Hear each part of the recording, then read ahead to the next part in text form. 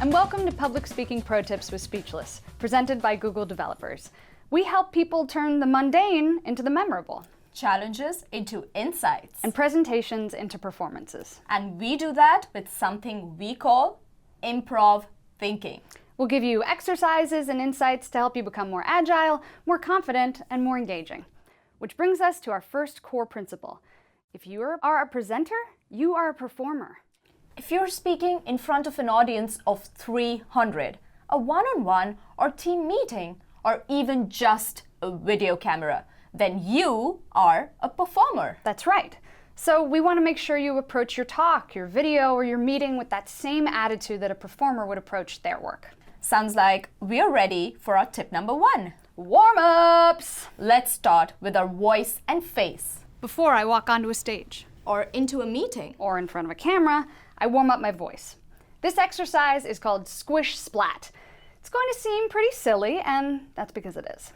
Almost all of these warm-ups are a little off the wall in the hopes of getting you and your brain into a playful mood. And there's plenty of science that proves why that's important. Visit the description below to learn more about the positive effects on improv on your brain. Now, imagine you're holding a ball of dough. Like pizza dough. Now, you take that dough and you throw it against an imaginary window. And when you do, you articulate it with splat!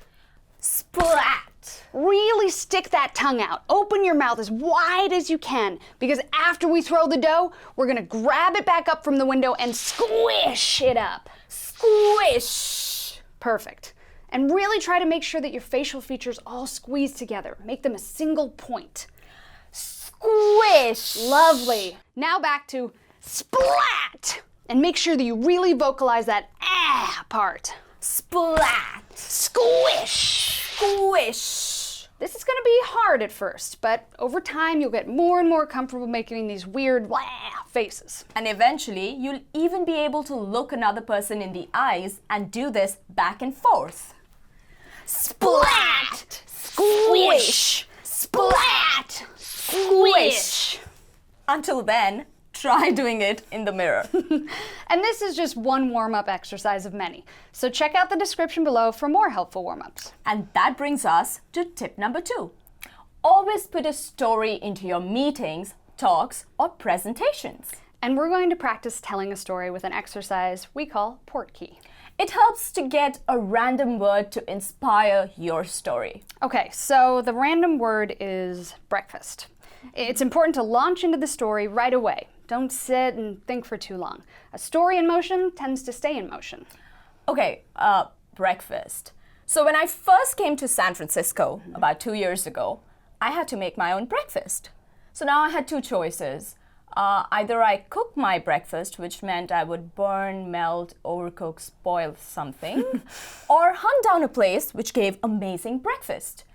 And luckily, I found this mom and pop shop right beneath my apartment, which gave these amazing bagels and cream cheese and lovely coffee. Well, not lovely, but then hunger is the best sauce, you see. 2 months ago, that shop shut down, and now I'm again on my hunt. But I at least bought a coffee maker, which gets me up and running in the morning. So let's break down what made that story engaging and delightful using tip number 3. Feedback. Feed forward. In this exercise, we focus on a series of questions, starting with, how did you feel telling that story? Well, initially it was a little strange because I've never told that story to anyone, and I never thought I would be telling that story to anyone. Great. How do you think the audience felt? I think initially they might not be so interested, but as I got into the story, I realized it was a personal story. They would have also wanted to know what's next. What did you feel was successful? I think the ending. I got a coffee maker. What made it challenging? The beginning.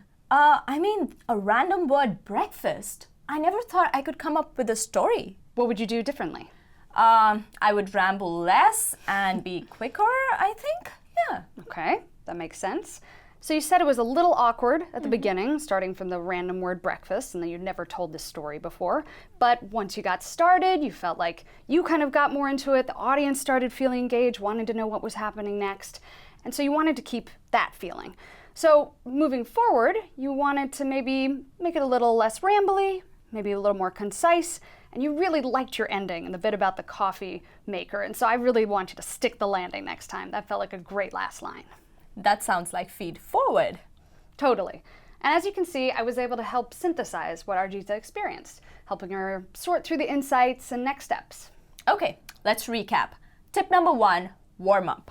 Squish! Splat! Exactly. And tip number 2, tell a story. And finally, tip number 3, give feedback, feed forward. Thanks for watching. You can check the description below for links from Google developers, women tech makers, and for more tips from Speechless on how to think like an improviser and develop your voice.